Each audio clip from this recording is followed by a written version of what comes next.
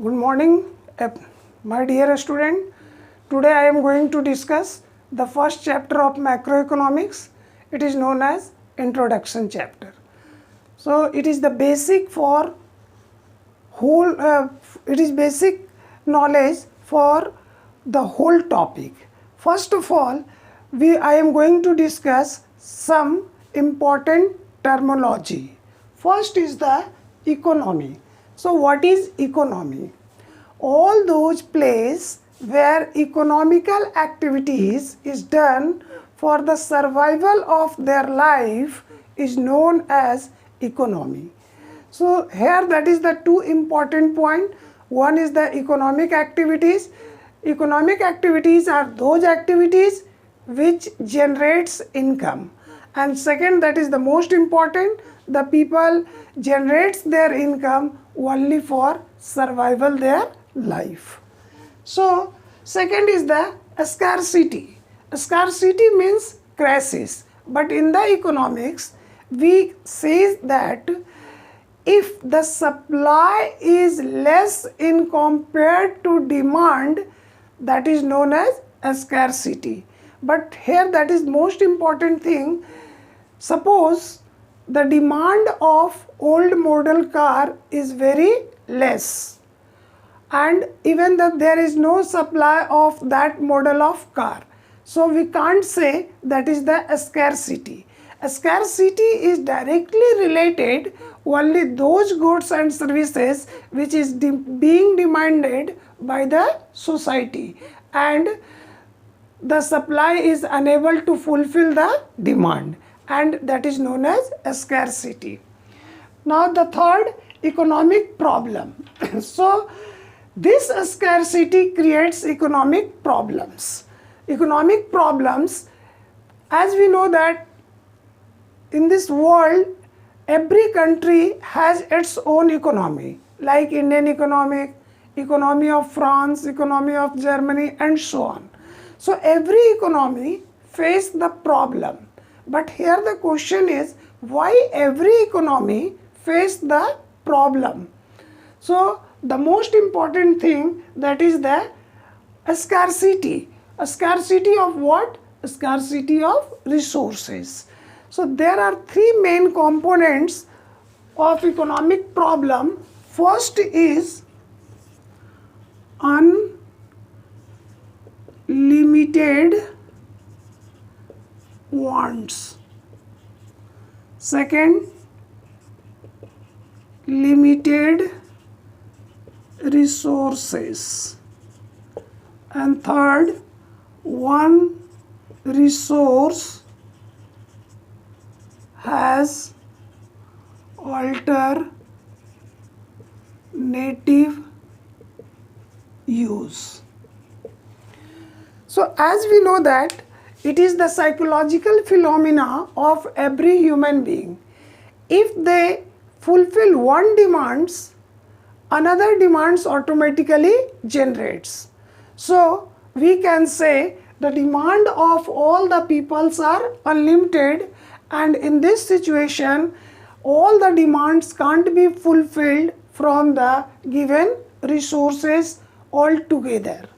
Next is the limited resources. In every economy all the resources are limited, and these resources are unable to fulfill the requirement of all individuals altogether, and that's why the economic problems creates in the economy. Third is the one resource has alternative use. So here, as we know that one thing, the resources is limited, and even one resource has alternative use. So in that case another problem creates, that is the scarcity of resources. Here I want to give you one example. Suppose that is the petrol. So petrol is not only used for transportation, but also we use it for farm in industries, large scale industries, to run different kind of machines. So if we utilize this petrol in the farm and industries, automatically in case of transportation it may creates the problem of crisis or a scarcity. So in this way economic problem arises due to three main factors: unlimited wants, limited resources, and one resource as alternative use. Okay, now come, what are the central problems of an economy? So every economy has the central problem and it has three main components. First, what to produce,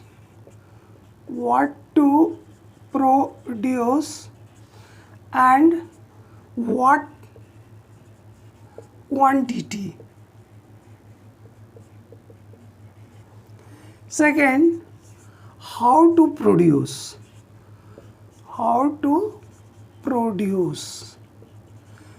and third, for whom to produce.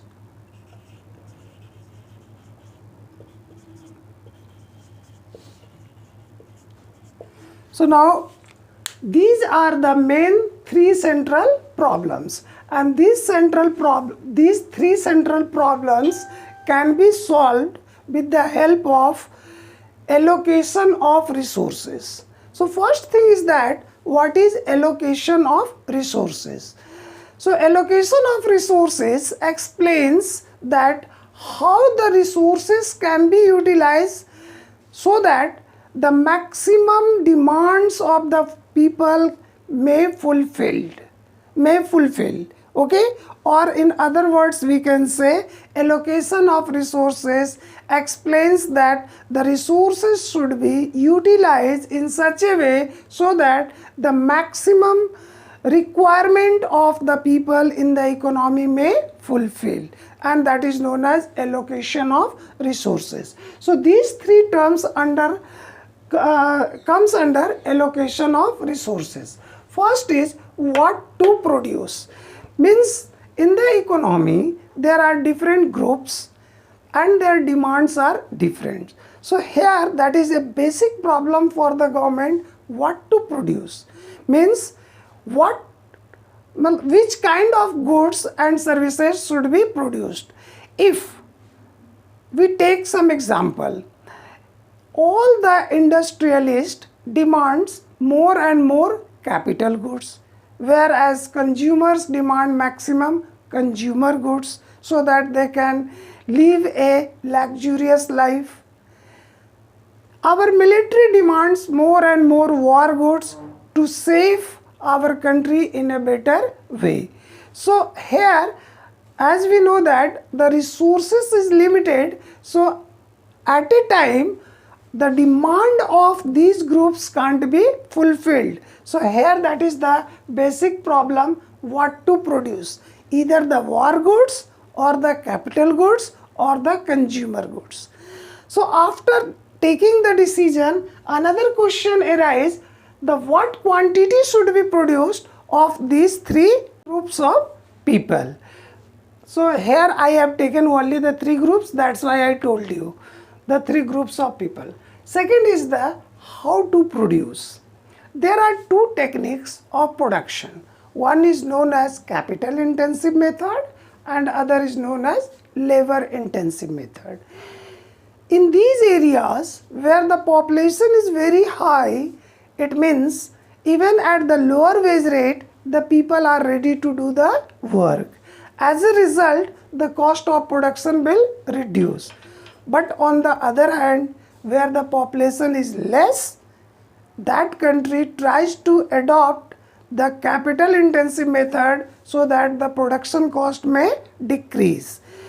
But it is not so easy that which method is suitable. Here I want to take one example of India. So India is a mixed economy. Here capitalist and the socialist work together. But in our country, the population is very high.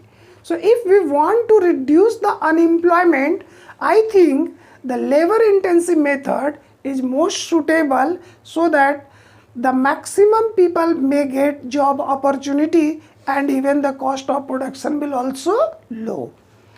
Third is the for whom to produce. So it is based on distribution of income. So income is not equally distributed in the economy. Some people are rich and some people are poor. So if the per capita income of any country is high, they would try to produce more and more comfort and luxurious goods. And in that countries where the per capita income is low, in this situation they want to produce more and more basic and necessities goods. But it is not very easy to determine that which one is the most suitable. If we spend huge amount for the luxurious goods, the poor will suffer, and if we utilize maximum for the production of basic and necessities goods, the rich will suffer. And that's why it is told that it is the central problem for every economy in this world. Is it clear? Come to the first meaning of economics. So what is economics? Different economists has defined it in a different way. So here I have not taken the words of any economist. Just I have taken the conclusion of different economists. So here first, it is a social science. It is not the pure science. As you know, the science means a systematic or knowledge of different things. So that is known as science. But it is not a pure science. It is a social science because it is related to the society. First thing. So being a social science, it studies the way a society choose to use its limited resources. So in the society, we have already discussed that every person has limited resources. So being the limited resources, they tries to utilize in such a way so that they can fulfill their maximum satisfactions. And that's why here it is told, choose to use limited resources. So this is the key word, choose. Choose means choice, how to choose. And we have also discussed about one resource as alternative use. So which has alternative uses to produce goods and services, and after the production it will be distributed among the different groups of people, because every people can't use all the resources. Is it clear? So economics is a social science which has ability to choose the resources in a better way so that they can use all limited resources, and even one resource has alternative use in such a way so that the maximum people or the different groups of people can get maximum satisfaction. Is it clear? Now, here on the basis of economics can be divided on this basis of definition, that is the 4 parts. Here one is the macroeconomics and other is macroeconomics. So here, as you know, MICRO, micro means a small. So microeconomics deals with an individual units such as price, demand, supply. Whereas macro means large or as a whole. So macroeconomics is that part of economics which deals as a whole. For example, the working principle of banks, income and employment. So on that basis we can say microeconomics is based on price, whereas macroeconomics is based on income and employment. Now come to the positive and normative. So positive economics is that part of economics which deals the actual facts. So it is based on actual facts. That's why here we can get the positive result, because it has the perfect ideas how to utilize the resources. Normative economics is that part of economics which does not have any perfect idea, it gives only suggestions. So it deals out to be, out, O-U-G-S-T, out to be means what? What should be. For example, here I want, if the prices of the, in case of positive economics, if the prices of any commodity will increase, what will happen? Automatically the demand of that commodity will starts to decline, because the income is constant. So that is the actual fact, that as the price rises, demand falls, whereas as the prices rise, supply increases, because every producer wants to earn maximum profit. So as much as the price will increase, every producers are ready to produce more and more so that they can earn maximum profit. So positive economics is based on the real fact. Here that is the normative economics. Here I want to give you one example. The population of our country is continuously rising. So this statement is a part of positive economics. But how it may be the normative economics? There every person gives suggestions to control the growing population, but no any fact or factor is capable to control the growing populations. And that's why here it is based on ought to be or should be, and it is based on the fact. Is it clear? Now come to the features. This of definition.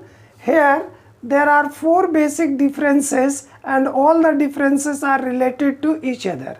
First, as I told you, the macroeconomics is related to individual units. So we can say it studies the behavior of the individual units, whereas it studies the behavior of aggregate of economy or as a whole of economy. It is based on demand and supply, whereas it is based on aggregate demand and aggregate supply. Its other name is price theory, because it determines the price of commodity, or it determines the price of factors of production. Here its other name is income and employment theory, because it determines income and employment level of the economy. So we can say it is the basic difference between micro and macroeconomics. Now come to the positive and normative economics. Now here I want to give you the features on the basis of definition regarding positive and normative economics.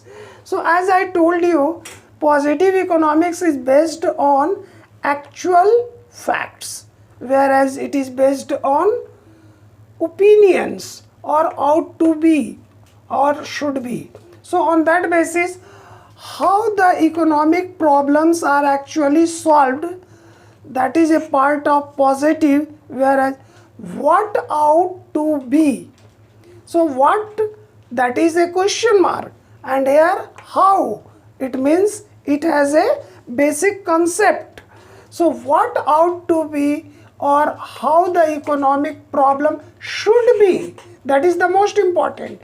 Here is also the term how, but the term is should be solved.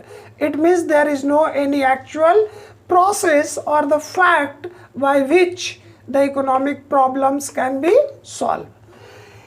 It can be verified with actual data because it is based on actual facts, but it can't be verified with actual data because The normative economics has no any actual data. Next, it is based upon the facts. So many times I told you, it is based upon individual opinion. Opinion means ought to be or should be.